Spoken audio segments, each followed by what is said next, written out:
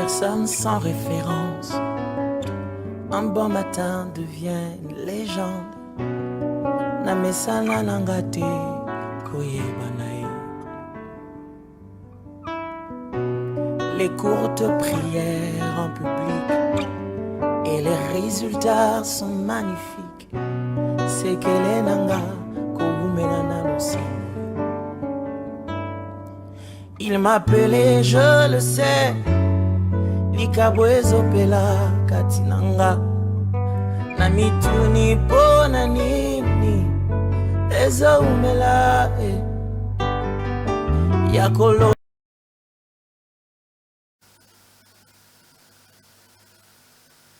Shalom, que la paix et la grâce du Seigneur vous soient accordées. Nous sommes encore une fois très heureux, nous sommes encore dans la joie de vous retrouver pour ces nouveaux numéros de temps d'édification. Nous continuons avec ces programmes que nous avions débutés depuis le mois de mars ici. Nous irons jusqu'à la fin par la grâce de Dieu. Nous sommes en train de parler de ces sujets ou de ces thématiques, de ces thèmes que nous avions voulu intituler « Pour l'amour du Congo RDC ». Ça, c'est le troisième élément que nous sommes en train de faire. Et par la grâce de Dieu, nous croyons qu'il y a des choses qui vont nous édifier, des choses qui vont nous permettre encore d'avancer. Parce que nous croyons au bien-être de cette nation. Nous croyons à un Congo meilleur. Nous croyons à un Congo glorieux. Et c'est comme ça que, étant enfants de Dieu, étant chrétiens, nous sommes censés y travailler. Et chacun de son côté, nous devons apporter notre contribution. Comme je l'avais dit l'autre fois, que le but de ces programmes, c'est juste pour pouvoir propulser ou nous inciter encore à changer notre façon de voir et de concevoir les choses pour que cette nation avance. Père, nous te bénissons, nous te rendons gloire. Sois avec nous, permets-nous de comprendre encore tant de choses. Au nom de Jésus, Amen. Dans ces numéros, j'aimerais beaucoup plus m'attarder sur ces messages qui est vraiment destiné aux dirigeants actuels et futurs de la République démocratique du Congo, c'est-à-dire tous ceux qui sont en train de nous diriger et ceux qui dirigeront ces pays, même dans la suite des temps. Nous avons certaines choses que nous voulons partager avec eux. Nous avons certaines choses que nous pensons être utiles. C'est comme ça que nous nous donnons la peine de pouvoir en partager. L'autre fois, on a essayé d'insister ou de marteler sur ce qui a trait à notre spiritualité. Comment est-ce que notre spiritualité pouvait impacter la nation. On avait vu certaines choses sur lesquelles je ne voudrais pas revenir, mais j'aimerais aller tout droit dans mon message. Au fait, quand je parle de ce message qui est lié aux dirigeants actuels et futurs de la RDC, je suis simplement en train de faire allusion aux autorités du pays. Comme vous le savez, ici chez nous, nous avons la présidence, nous avons le Sénat, nous avons l'Assemblée nationale, nous avons le gouvernement. Donc exactement, il est question de ces entités, il est question de ces entités qui dirigent cette nation et toutes les autres personnes qui exercent aussi un niveau d'influence qui touche les domaines politiques, etc., etc. Alors, comme vous le savez déjà, nous sommes dans une situation, dans un contexte où chez nous, le président de la République, il est élu au suffrage universel et nous le voyons qu'en dehors du président, le peuple va élire le député et autres, ainsi que les choses vont devoir continuer par rapport à notre système politique. Nous sommes dans un régime qui est démocratique. Mais avant d'aller plus loin, j'aimerais dire que les dirigeants ou ceux qui sont en train d'exercer l'autorité, la direction dans le pays de façon générale, ils ont le devoir de veiller sur le bien-être de la population. Ils ont le devoir de veiller sur le bien-être de la population. En d'autres termes, ici chez nous, ils ont le devoir de veiller sur le bien-être des Congolais. Ne pas les faire pourra susciter ou sera source de jugement. Ne pas les faire sera source de jugement de Dieu. C'est-à-dire que lorsque le dirigeant n'arrive pas à travailler pour le bien-être de la population, ou le dirigeant n'arrive pas à assurer cette fonction, ou le dirigeant n'arrive pas à exercer leur devoir comme il se doit, cela pourra faire intervenir le jugement de Dieu. Ça, c'est important de le savoir. Mais avant d'aller plus loin pour pouvoir énoncer certaines choses que nous voulons partager au sujet de la nation par rapport à ceux qui nous dirigent, comment ils devront s'y prendre face à certaines choses ou certaines orientations, j'aimerais nous dire ceci. Ici, j'aimerais que tout le monde puisse m'écouter. Les dirigeants ont une grande valeur stratégique et sont de symboles de la nation. Les dirigeants ont une grande valeur, c'est-à-dire les dirigeants ont une valeur stratégique et ils sont le symbole où ils représentent même la nation, ceux qui nous dirigent. Ça, c'est très important que tous nous puissions le savoir. Lorsque vous rentrez dans les Saintes Écritures, en regardant par exemple le livre de 2 Samuel chapitre 18, le verset 1 à 3, il était question du peuple qui devait aller combattre et qui était guidé par David. Écoute ce que la Bible dit. La Bible dit, il plaça les tiers du peuple sous le commandement de Joab. Ça, c'est David. Le tiers sous celui d'Abishai, fils de Tserouja, frère de Joab. Et le tiers sous celui d'Itaï, de Gad. Et le roi dit au peuple, ça c'est David qui parle, moi aussi je vais sortir avec vous. Mais le peuple dit, tu ne sortiras point, car si nous prenons la fuite, ce n'est pas sur nous que la tension se portera. Et quand la moitié d'entre nous succomberait, on n'y fera pas attention. Mais toi, le peuple répond, mais toi, tu es comme 10 000. Tu es comme 10 000 de nous. Donc le peuple reconnaît que son roi, le peuple reconnaît que son autorité est comme 10 000 d'entre eux. Et maintenant, il vaut mieux que de la ville, tu puisses venir à notre secours. Ils n'ont pas voulu partir avec les rois directement. Non, compte tenu de sa valeur stratégique, compte tenu du symbole qu'il est pour eux, ils ont dit non, toi tu es comme 10 000 d'entre nous. Donc en d'autres termes, David représentait 10 000 Israélites. Ça c'est juste pour nous dire que les dirigeants ont une très grande valeur, ils sont de symboles même de la nation. Ce n'est pas seulement ici. Quand vous lisez par exemple Daniel chapitre 2, le verset 36 à 38, parlant de la statue qu'avait vu Nebuchadnezzar dans son songe, et lorsque Daniel donne la description, les explications, au fait, s'agissant de la tête, en parlant de l'Empire romain, l'Empire romain était symbolisé par la tête d'or de la statue, alors que cette tête d'or voulait parler simplement de Nebuchadnezzar. Donc, c'est pour vous dire que du point de vue biblique, les dirigeants de nations, les dirigeants de pays ou autrement, les dirigeants de la RDC ont une grande valeur. Une grande valeur stratégique. Mais au-delà de ça, vous devez aussi savoir, ou nous devons savoir, que les dirigeants méritent respect et considération de la part de la population. Ça, c'est très important. Et surtout, nous, l'Église, nous devons parler de ces choses. Parce que nous sommes dans un contexte où parfois, il n'y a plus le sens du sacré. Il n'y a plus le sens du respect. Il n'y a plus l'honneur qu'on doit donner aux autorités. Tout le monde parle de n'importe quoi. Tout le monde parle de n'importe comment. Non. Lorsque vous lisez 1 Pierre chapitre 2, versets 13 à 15, vous allez vous rendre compte de la manière dont l'apôtre insiste pour nous parler de comment nous devons être soumis aux autorités qui sont établies par Dieu. Ça, c'est très important. Et lorsque vous allez même dans Romains chapitre 13, le verset 1 à 2, on nous fait voir comment toute autorité vient de Dieu.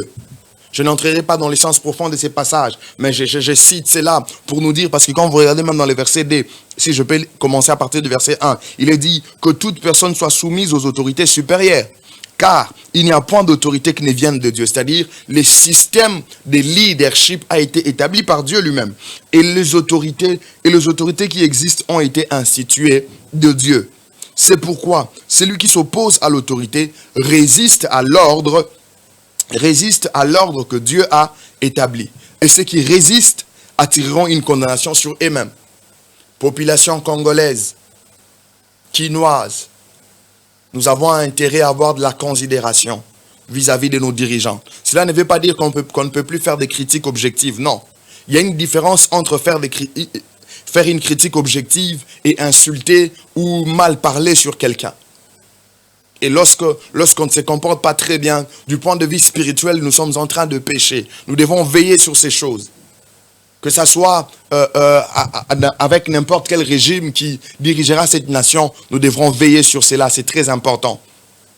Alors, après avoir cité ou parlé de ces quelques bases, voici certaines choses que nous voulons énoncer ou dire à ceux qui nous dirigent, à ceux qui nous dirigeront dans la suite. Parce que c'est d'autres personnes que vous êtes en train de négliger aujourd'hui, ce sont eux qui dirigeront peut-être cette nation dans la suite des temps. C'est comme ça que Dieu nous envoie pour pouvoir parler de ces choses qui toucheront, pourront avoir un impact dans le présent ou même dans la suite ou dans l'avenir de cette nation. Premièrement, j'aimerais dire ceci aux dirigeants de ces pays, aux personnes qui dirigeront également ces pays dans la suite des temps. Premièrement, j'aimerais vous dire que vous devez servir aux intérêts de la nation. Ça, c'est très important et c'est conforme aux Saintes Écritures. C'est très capital. Lorsque vous êtes établi en tant qu'autorité, lorsque vous êtes établi en tant que président de la République, lorsque vous êtes établi en tant que ministre, établi en tant que député, en tant que sénateur, toute autre fonction que vous pouvez exercer liée à l'autorité sur le plan politique, j'aimerais vous dire que vous devez travailler pour le bien-être de la nation. Nous devons servir aux intérêts de la nation. Ça veut dire que nous ne devons pas être là donnant l'apparence de servir aux intérêts de la nation, mais au fond, on fait autre chose. Si ce peuple aura du mal à vous sanctionner, sachez-le que Dieu vous sanctionnera. Nous ne sommes pas en train de cibler un homme, ou nous ne sommes pas en train de cibler quelqu'un de façon particulière, mais nous sommes en train de parler aux dirigeants, à quiconque sera dirigeant de ces pays. Mais pourquoi pas aussi à ceux qui sont en train de nous diriger en ces moments. Servir aux intérêts de la nation. Ça, c'est très important. Les dirigeants doivent servir aux intérêts de la nation. Mais deuxièmement, j'aimerais dire que les dirigeants doivent être sensibles. Sensibles aux difficultés de la population. Sensibles aux difficultés de la population. C'est-à-dire avoir un œil sur la population. Avoir son oreille tendue vers les cris de la population. Ça, c'est très important, chers dirigeants, chers présidents, chers ministres, chers sénateurs, chers députés, chers gouverneurs, bourgmestres. Vous êtes censés être sensibles. Vous devez être sensibles aux difficultés de la population. Il y a des coins, des endroits où parfois même l'accès à l'eau potable est très compliqué. L'accès à l'électricité, l'accès à une bonne éducation scolaire, très compliqué. Et pour toutes ces choses, les dirigeants doivent être sensibles afin de pouvoir donner des solutions, des orientations qu'il faut pour l'amélioration de choses. C'est comme ça que le pays pourra mieux avancer. Mais au-delà de ça, par rapport à tout ce qu'on a connu dans ces pays, je pense qu'il est important pour ceux qui dirigent cette nation, pour ceux qui dirigent ces pays et pour ceux qui dirigeront cette nation, de réduire les trains de vie des institutions. Parce que lorsque nous analysons, par exemple, l'affectation de notre budget, vous allez vous rendre compte qu'une quote-part importante ou un pourcentage important va beaucoup plus pour la survie des institutions. Alors que nous avons la possibilité de faire preuve d'efficience. C'est-à-dire avoir des résultats, mais à un faible coût. C'est possible. C'est possible avec la réduction des trains de vie des institutions. Quand vous allez par exemple dans d'autres pays développés, quand vous allez dans des pays développés comme la France et autres, vous allez vous rendre compte que parfois, les rémunérations, quand on fait une comparaison entre les rémunérations de certaines autorités, si vous faites des rapprochements de montants, vous allez vous rendre compte que nous, parfois, nous avons des montants plus élevés, alors que nous sommes une nation qui est sous-développée. Ceux qui sont développés payent moins que nous. C'est compliqué. Lorsqu'il faudrait que les institutions puissent déjà avoir la quote-part, une quote-part très très importante par rapport au budget de la nation, comment est-ce qu'on pensera à autre chose? Comment est-ce qu'on pourra faire autre chose? Comment est-ce qu'on fera d'autres investissements? C'est là que ça devient compliqué. Nous ne sommes pas contre l'affectation de ressources pour les institutions. Non.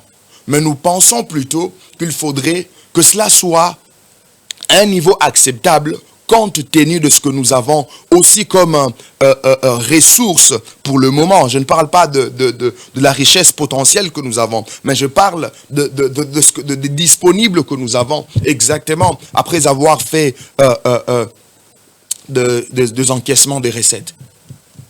Ça, c'est très important.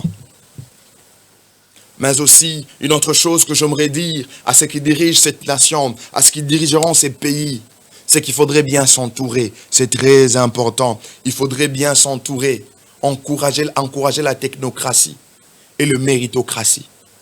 C'est-à-dire que s'il faudrait placer des gens dans certaines institutions, s'il faudrait placer des gens dans des postes clés, il faudrait que cela soit fait ou que cela soit donné aux professionnels, aux gens qui s'y connaissent. Parce que la plupart des difficultés que nous avons aujourd'hui, c'est parce que à la tête de certaines institutions ou à la tête de certaines organisations, on n'a pas peut-être mis des gens qu'il fallait. Ça, c'est très important. La technocratie, prendre les gens qu'il faut. C'est-à-dire, ne pas placer des gens simplement par influence de partis politiques et autres. Non, mais placer les gens par des compétences. Ça, c'est très important. Si on n'arrive pas à dépasser ces stades de choses, ça sera très difficile pour nous de pouvoir avancer. Si on doit placer des gens seulement par rapport aux liens, aux affinités que nous avons avec eux, ça sera compliqué que ce pays puisse avancer. Mais s'il faudrait placer des gens simplement parce que ces gens ont de la compétence, ces gens sont capables de pouvoir travailler et donner un bon résultat, apporter un plus dans la nation, ça sera encore beaucoup plus meilleur. L'essence de la méritocratie. Celui qui mérite, placez-le à cette place, à cet endroit. Sinon, nous serons en train de nous détruire nous-mêmes. Sinon, nous serons en train de détruire ce pays que le Seigneur nous a donné. Il est important que le chef s'entoure avec de bonnes personnes. Parce que quelquefois, on a du mal. On se pose des questions. Est-ce que nos chefs, nos dirigeants, ont-ils des conseillers ou pas? Car il y a certaines choses, de petits détails, dans lesquels on voit parfois qu'il y a de soucis. Alors qu'il y a des gens qui sont censés être à côté d'eux pour pouvoir en parler. Ça, c'est très important. Ça, c'est très important. Mais nous aimerons aussi dire à ceux qui dirigent ces pays qu'il est capital, à ceux qui dirigent ces pays actuellement et ceux qui dirigeront ces pays dans la suite des temps, qu'il est capital de maintenir la démocratie et la liberté d'expression. C'est très important. Nous sommes une jeune démocratie, oui, nous l'acceptons. Mais il est important pour nous de pouvoir sauvegarder quand même ces acquis. On a vu dans les années passées, il y a eu passation pacifique du pouvoir. C'est un atout, c'est une très bonne chose. Mais nous sommes censés conserver cet élan. Nous sommes censés conserver cet acquis afin que les choses se passent de cette façon. Ça nous permettra de pouvoir évoluer. Qu'il y ait liberté d'expression. Que les hommes soient libres de parler. Ça ne veut pas dire que les hommes doivent se mettre à insulter, à dire n'importe quoi comme on le voit parfois. Non. Mais il est plutôt question d'être capable de donner votre opinion, de donner votre point de vue sans que vous ne puissiez être inquiété. C'est comme ça que, des fois, par manque de ces choses, certaines personnes se réservent. Alors qu'ils sont capables de faire des analyses, des critiques qui peuvent être objectives et aider les pays, la nation à avancer. Mais ils ne savent le faire. Je crois que les dirigeants doivent insister sur cet aspect de choses. Maintenir la liberté d'expression. Nous sommes en train de voir ces choses évoluer petit à petit, c'est bien. Mais nous devons encore faire plus. Plus. Il y a une autre chose qui est encore capitale. C'est que nous devons faire la continuité de projets à échelle nationale. Ce qui fait mal parfois chez nous, c'est que lorsque les autorités changent, on essaye d'abolir tout ce qui a été fait dans le passé. S'il y avait des projets liés au bien-être de la nation, des projets qui allaient dans tel sens, alors que la réalisation était déjà à 40, 50, 60%, lorsque les autres dirigeants viennent, on fait table rase. On commence un nouveau cycle avec toute autre chose, alors que la continuité de l'État doit être sauvegardée. Même dans le projet, même dans le projet. Parce que ne pensez pas que pendant 5 ans ou pendant 10 ans, on pourra complètement développer une nation. Non, on pourra poser des bases. Mais il faudrait que ces choses qui sont posées comme base puissent avoir une certaine continuité dans les temps, afin que nous puissions réellement nous développer. Car le développement demande du temps. Ça, c'est très important. Lorsque vous arrivez à la tête, lorsque vous arrivez au sommet, ne détruisez pas tout.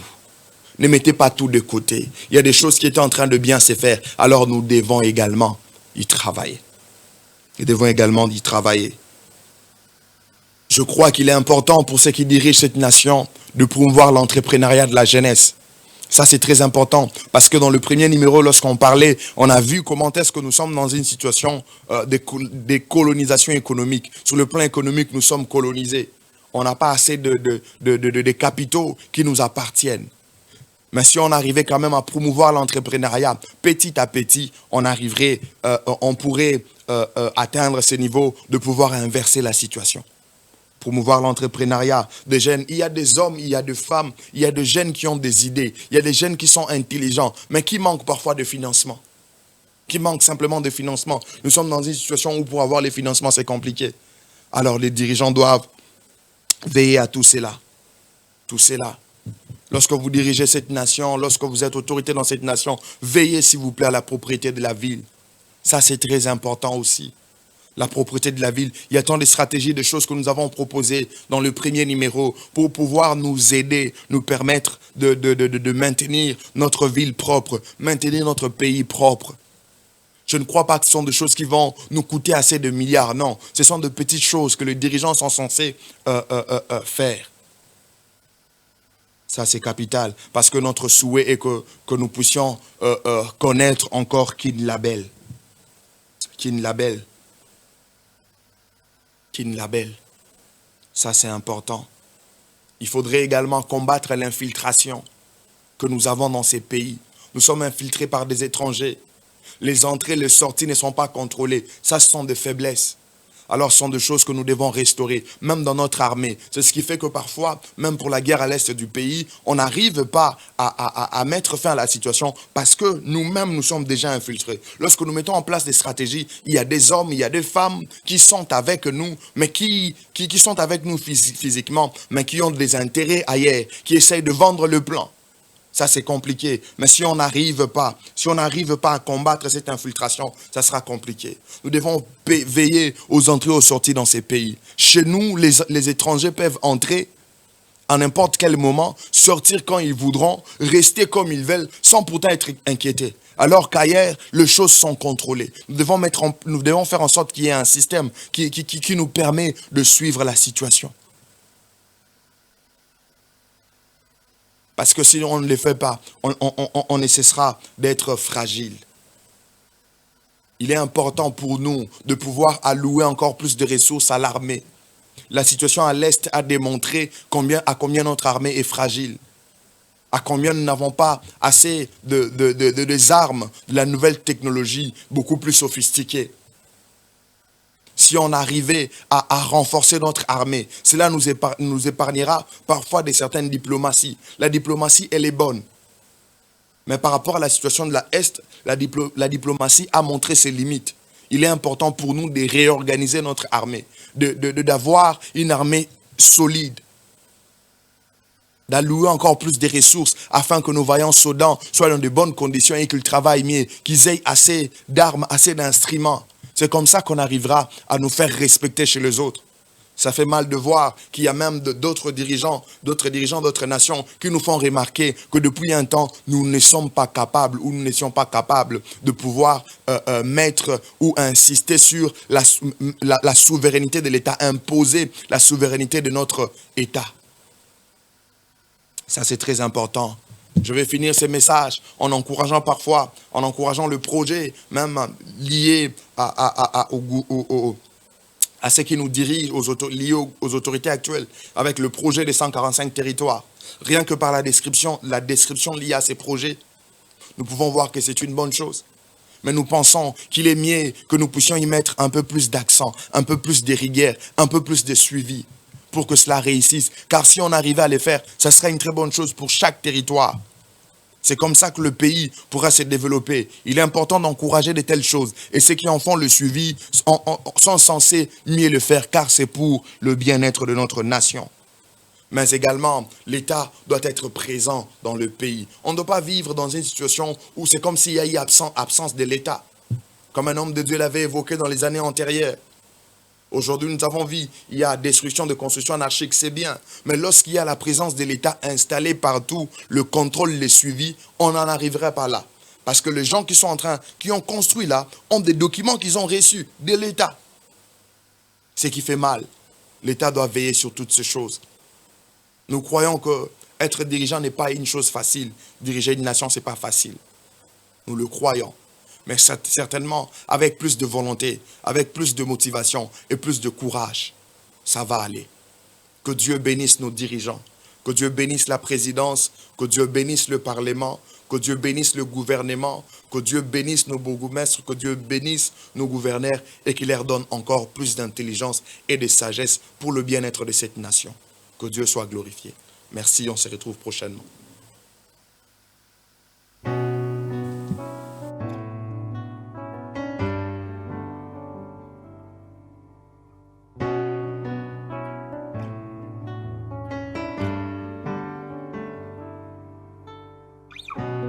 Une personne sans référence, un bon matin devient une légende.